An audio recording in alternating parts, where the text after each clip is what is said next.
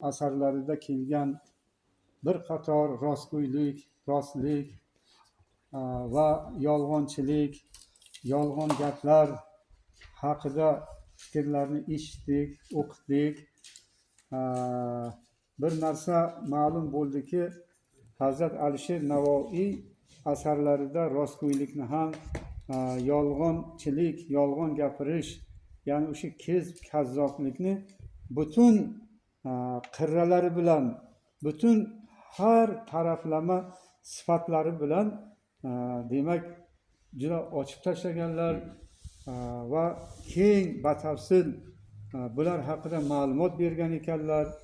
Rivoyatlar asosida, hayotiy misollar asosidagi bularni biz albatta bugun o'zlashtirishimiz kerak, o'rganishimiz kerak. Farzandu zurriyotlarimizga, millatimizga bularni ta'lim berishimiz kerak, ayniqsa yoshlarimizga. Endi mana shu aytilganlardan shunday bir xulosa chiqarish mumkinki, demak yolg'on barcha so'zlarning eng yomoni, so'zlar ichida eng yomoni. Ozgina yolg'on ham xuddi o'ldiruvchi zahar kabi narsadir. Yolg'onning katta kichigi, ozi ko'pi bo'lmas ekan. Yolg'onchi elning ishonchini butunlay yo'qotadi, ya'ni ishonchdan chiqadi va sharmanda bo'ladi. Endi yolg'onchi odam uni bir marta yolg'oni o'tadi, 2 marta o'tadi, boringki 3 marta o'tar, oxir oqibat baribir bir kun sharmanda bo'ladi.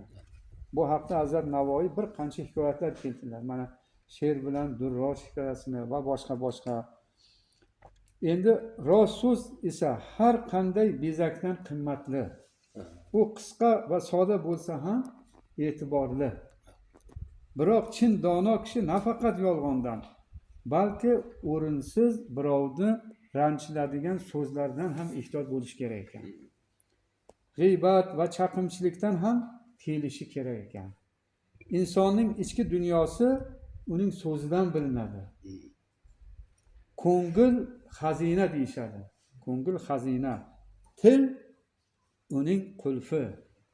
So'z esa kalitidir. Shuning uchun azizlar, o'zimizga ehtiyot bo'laylik, tilimizga ehtiyot bo'laylik, yolg'ondan hazar qilaylik, hamisha rost gapirishga odatlanaylik va mana shu yaxshi hislat, yaxshi fazilatlarni farzandlarimizga o'rgatib, ularni yomonliklardan, yomon hislatlardan, yomon fazilatlardan, shu jumladan yolg'on kabi gapirishlardan ehtiyot qilaylik. Agar shunday xayrli ishlar qilsak, biz qaysidir ma'noda o'zimizni ota-onalik yo murabbiylik vazifamizni bajargan bo'lamiz va agar shu bizni so'zlarimizdan, bizni aytganlarimizdan yoshlarimiz ozuqa olsa, ta'sirlansa, o'zini o'nglasa, demak jamiyatimiz uchun, xalqimiz uchun bir yaxshi adabli, ilmli, komil insonlar yetishidan umid qilib qolamiz. Sog' bo'linglar, salomat bo'linglar.